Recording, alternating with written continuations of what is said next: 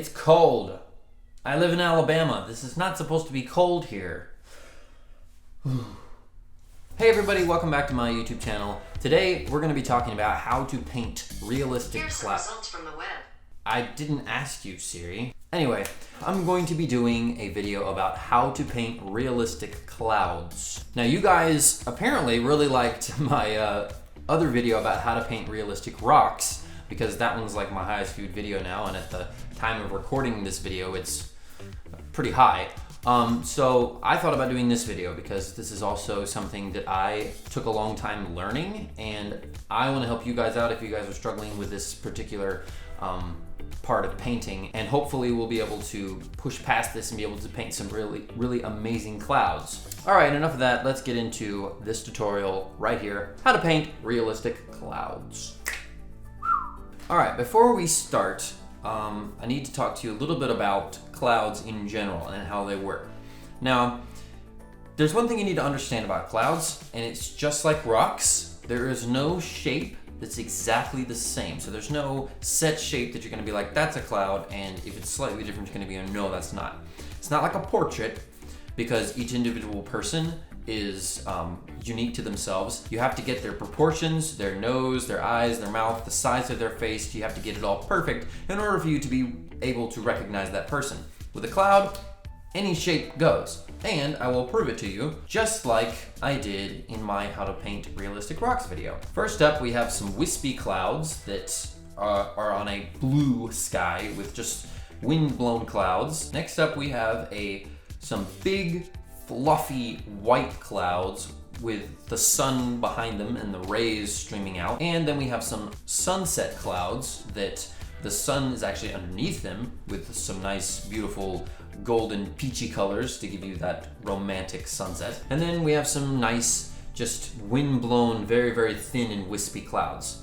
Now, there's a couple things that I want to talk about in some of those pictures. Most of the time when you are looking at a cloud, you're going to be underneath the cloud and the sun is going to be above you in the middle of the day. There's very few times, unless you're in a plane, that you're going to be higher than the clouds and the sun is going to be on top of them. Now, what that does and why that's important to understand is because when you are on the ground looking at a cloud in a normal, just day-to-day, middle of the day scene, the sun is gonna be above you and you are gonna be below the cloud. So that means depending on where the cloud is in the spectrum, it's going to be higher than you are, and therefore the sun is going to be in between you and the cloud. And why that's important is you have to understand where the light is coming from. Because when you're painting clouds, the only rule that you have to follow is light. Light is going to react the exact same way to a particular kind of cloud, and in any situation is going to act exactly the same. Physics, and you have to follow the rule of light when it comes to painting clouds. Now, in a sunset, the sun is going to be beneath you. It's almost on the same level as you, so therefore the cloud is above you. That's why you see a lot of underlighting on sunset clouds, like this picture right here. The light is actually on the underside of things. So that's going to be something that you're going to want to pay attention to. Rule of thumb, if you're in the middle of the day, the light is always going to be on top of your clouds. It's always going to be coming down or behind, because like this picture right here, you have the cloud in front of you and the sun is behind it. So you've got those beautiful rays coming out from behind, and you've got a silver lining around the cloud. And sometimes in those instances, you're going to have a silver lining around the bottom too, because it's literally behind you. So it's going to be silhouetted on that cloud. And because clouds are see-through, you're going to have some of that light coming through. But on a sunset, most of the time, unless you're going to have the sun directly behind the clouds, you're going to have the light coming from the bottom. So in this video, we are going to be talking about those rules of light and what you need to be doing to make your clouds look amazing, and for people to stop and go, wow, that's an amazing painting. Look at those clouds when they see your stuff. So without further explanation or ado, let us begin. All right, let's talk about the brushes I'm going to be using today. I'm going to be using a dagger brush. I'm not 100% sure what size it is, a long filament brush and a small filament brush, or round. And this first painting, I'm going to use a technique that's called a dry on dry technique. Not 100% sure if that's what you call it, but it's normally something I would use when I was doing an oil painting, because oil paints take a long time to dry, And if you are having a problem with your colors blending, I recommend trying a dry technique because it helps you separate the colors together, separate the colors from each other, and gives you a more control over what you're doing. Acrylics, it dries really fast, so you typically don't have to do that. And the last tutorial I did and the last painting I did, I used a wet on wet technique and it actually worked out pretty well, but I wanted to show you both techniques. So what I'm doing right now is I'm just blocking in the underlighting and the darker spots of the cloud, because in this painting, the light is actually going to be coming from behind the clouds, but this particular bank of clouds and this body of clouds is going to be quite thick, so it's going to have a lot of mass, and therefore a lot of light is not really going to be streaming through, and it's not really going to look that transparent.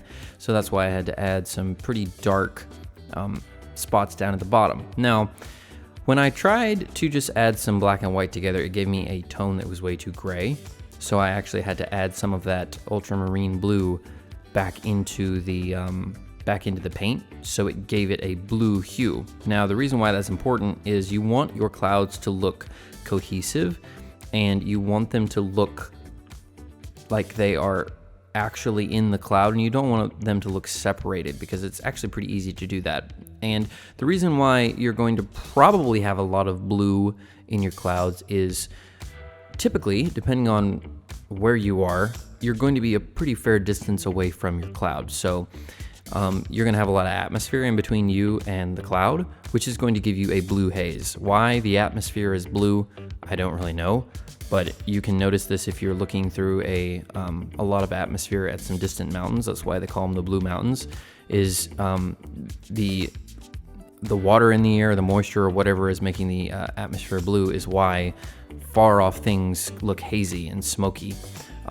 So that's something you got to keep in mind when you're doing clouds like this. Is it may not be intuitive if you're not really good, like me, at figuring out exactly what hues and colors to use in particular paintings.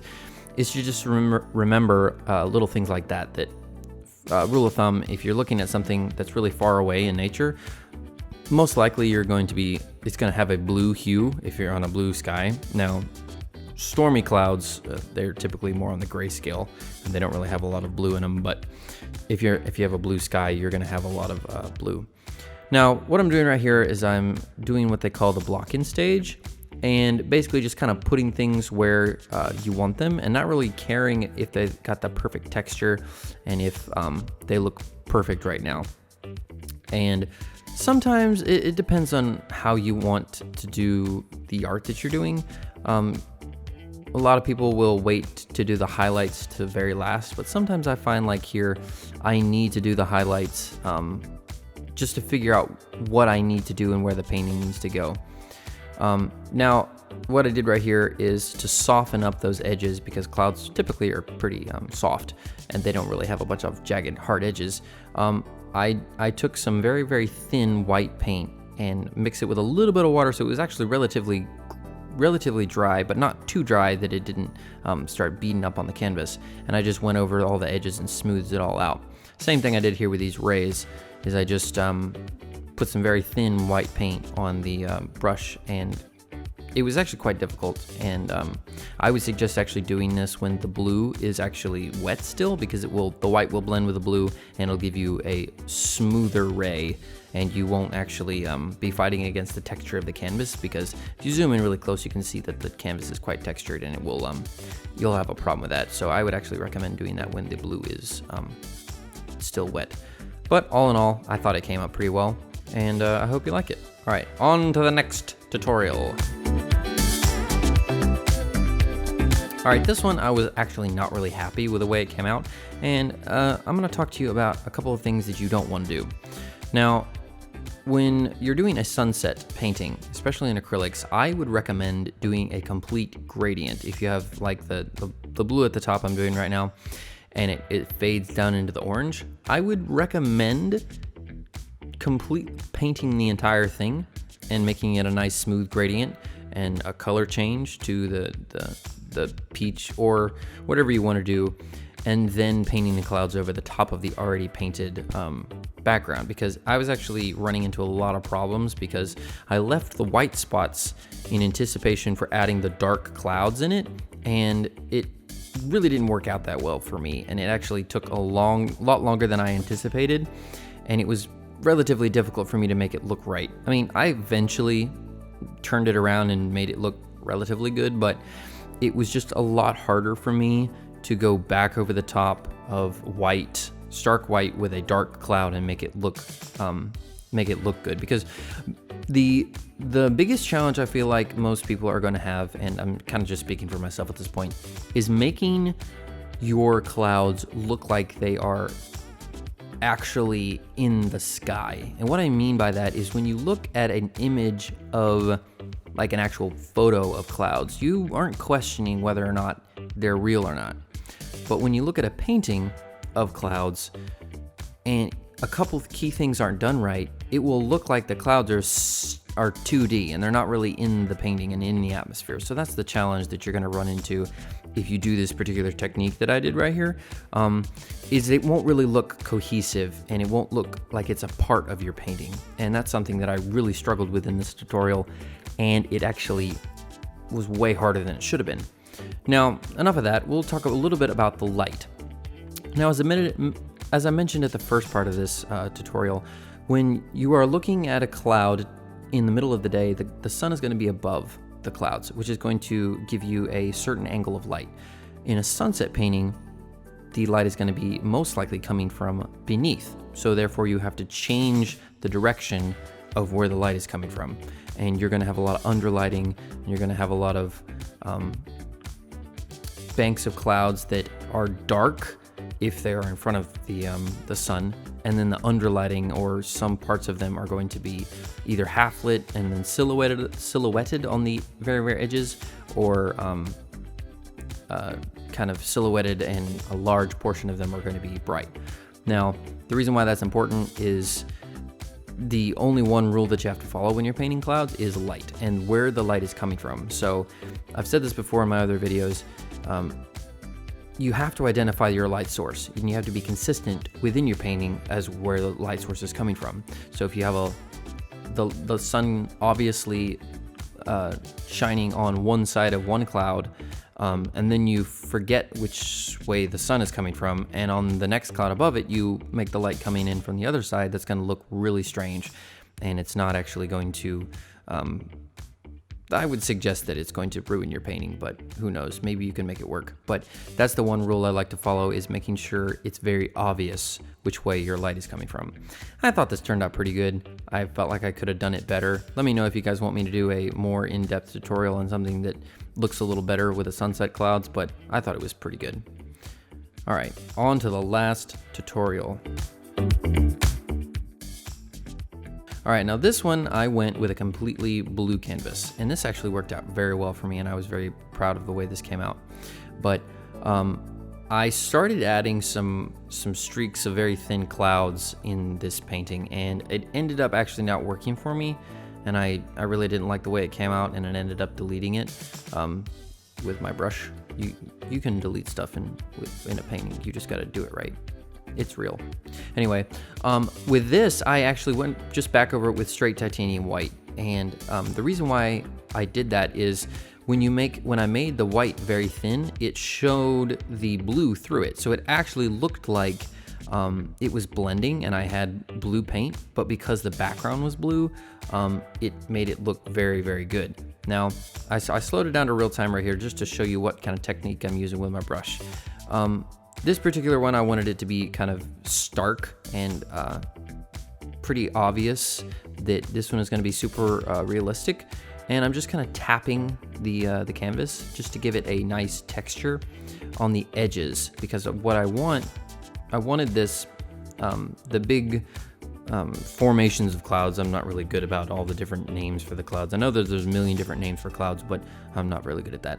I wanted the edges of this cloud to be very stark and to stand out really nice, and then kind of in the mid-tones and the darker spots of the cloud, I wanted it to be kind of fluffy. And because in nature, I'm pretty sure you've seen clouds that have some nice form at the top and in the crest of the clouds, and then kind of in the areas that I just did right there, in the bottom parts of the cloud, they'll be kind of like real soft and hazy, and that's what I wanted for this one. And the one thing that I can really encourage you is, if you feel like you're getting to a point in your painting where it's just not working, keep working at it, keep adjusting it, keep messing with it, and look at your reference photos, get a good picture of a cloud, and work with it, and just see. Practice makes perfect. You're never going to be perfect at something the first time you try it. I mean, I've been painting for 3 years now, so I would just encourage you to really just push through those hard spots where you feel like, hey, I'm not really that great of a painter, because something my dad used to tell me all the time: if you can be good at something the first time you tried it, it's not fair to all the people that worked their whole lives. So I've always taken that to heart when I want to do something that's difficult, is nothing good comes easily, and you're going to have to work at it. So it's just repetition, kind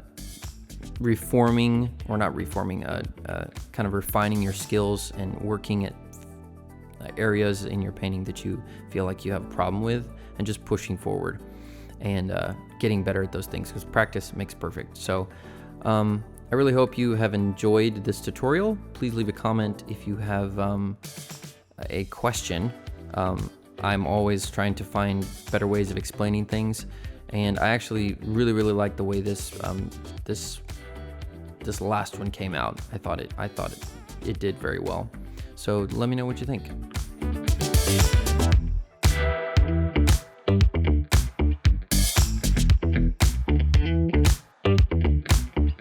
Alright guys, thank you for watching. I hope you enjoyed this video, this tutorial. Please come back the next time I have another video. I don't really know when I'm gonna have a video produced and posted for you guys. I was trying to do it every week, but because of all the stuff I've got going on in my life, I don't really think I'll be able to do it as regularly. But I'm not leaving for long. Come next year, I'm gonna be back at it, posting it, hopefully every week. But enough of that. If you enjoyed this video, please consider subscribing, and by all means leave a comment in the description below, or wherever you do a comment down there, and let me know what you guys want. If you want me to do a tutorial about something else that you have a question about, feel free. I'm here to please, and I really appreciate you guys communicating with me and telling me what you want and how you feel about the video. It gives me kind of an idea of what I need to be doing and what you guys want. Once again, thank you for watching, and as always, peace out. Subscribe now.